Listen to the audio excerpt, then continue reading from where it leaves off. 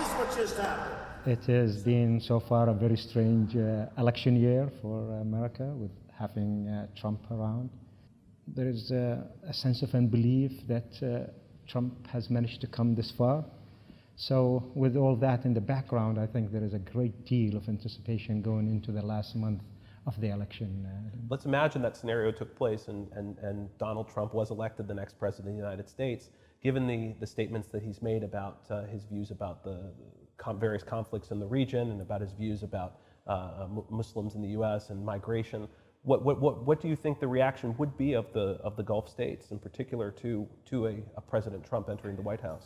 I think he's a puzzle of a sort, and I don't think anybody knows how they would deal with him. I don't know how or what, if there is any handbook how to deal with Trump. I guess you need guys to send it and DHL it right away to the Gulf capital. In the event that Secretary Clinton were to become President Clinton, which, at least based on polls and recent data, looks like it's an increasingly likely phenomenon, do you see any major changes compared to the current Obama administration with respect to how she might navigate the regional affairs, or what are your thoughts on that? Well, Clinton is a known figure to us here, to the world leader too. So people know her, they are familiar with her, they're familiar with her approach, with her thought. She has a vast experience when it comes to Middle East issues.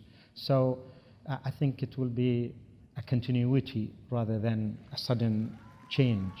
A continuity here is valued. I don't think we will see anything major if she comes as a president. She might modify a little bit the 8 years of Obama. Regardless of who wins the election, what are the areas in which you think the United States could have the most potential positive impact on the region, broadly speaking? We had a bad 5 years of Obama handling Syria. And that's because he went through this inaction approach towards Syria. He really turned his back on this kind of tragedy that was going on. So we would expect that at least Clinton would have a different approach to Syria. And that is really the key to see if she is really engaging or if she will be just Obama 2 or something. Trump has, on the one hand, criticized Obama for his failure to act, not just in Syria, but in lots of contexts. But on the other hand, he's also expressed a desire for the United States to, just generally speaking, not get involved in conflicts like the one in Syria.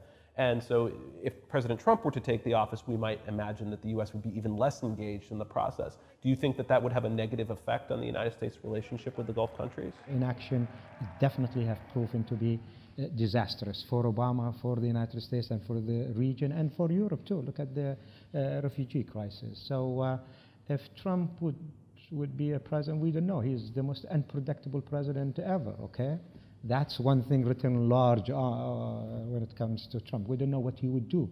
What he would do today, he might do exactly the opposite tomorrow, you know? So that's the standard. So we don't know. Thank you very much, everybody. Thanks, everybody.